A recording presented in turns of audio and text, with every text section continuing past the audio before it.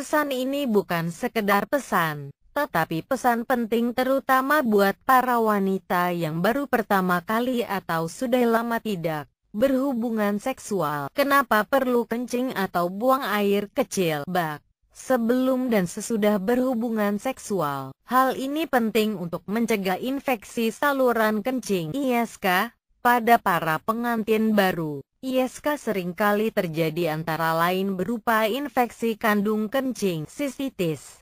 Kalau ini dihubungkan dengan pengantin baru, istilah yang sering digunakan adalah honeymoon sistitis. Seperti yang dikutip dari kompas.com. Seperti yang disebutkan tadi bahwa sistitis ini bisa terjadi pada wanita baru menikah atau para wanita pengantin baru. Penyakit ini juga bisa dialami oleh para ibu yang baru kedatangan suami yang baru pulang kerja luar kota negeri. Penyakit sistitis honeymoon ini terjadi karena kontak seksual yang sering setelah sekian lama tidak berhubungan atau belum pernah berhubungan. Pasien dengan sistitis honeymoon biasanya mengeluh nyeri anyang-anyangan, buang air kecil bak atau kencing terasa sakit dan panas, bahkan bisa terjadi urinnya berwarna merah. Jika infeksi berlanjut, pasien juga bisa merasakan demam. Adanya demam menunjukkan bahwa penyakitnya berlanjut.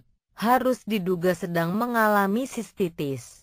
Pasien juga bolak-balik kencing tetapi keluarnya sedikit-sedikit dan terasa sakit. Penyakit ini jangan dianggap sebagai penyakit yang simpel. Jika tidak ditangani dengan baik, sistitis bisa berlanjut ke ginjal menjadi infeksi ginjal akut. Pasien yang mengalami sistitis selain merasakan nyeri saat bak juga merasakan nyeri jika dilakukan penekanan pada perut tengah bawah atau di daerah pubis.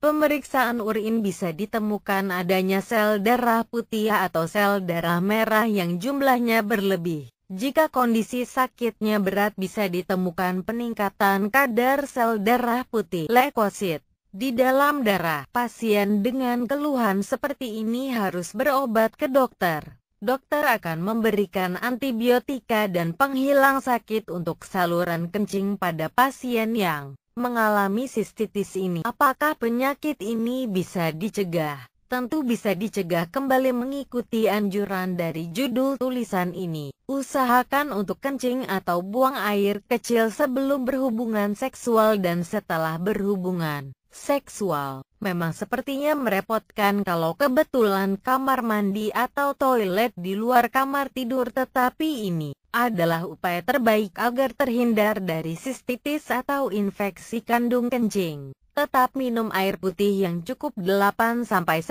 gelas sehari dan selalu menjaga kebersihan alat kelamin setiap waktu. Satu hal lagi, sebaiknya tunda berhubungan seksual dulu sampai keluhan rasa nyeri hilang.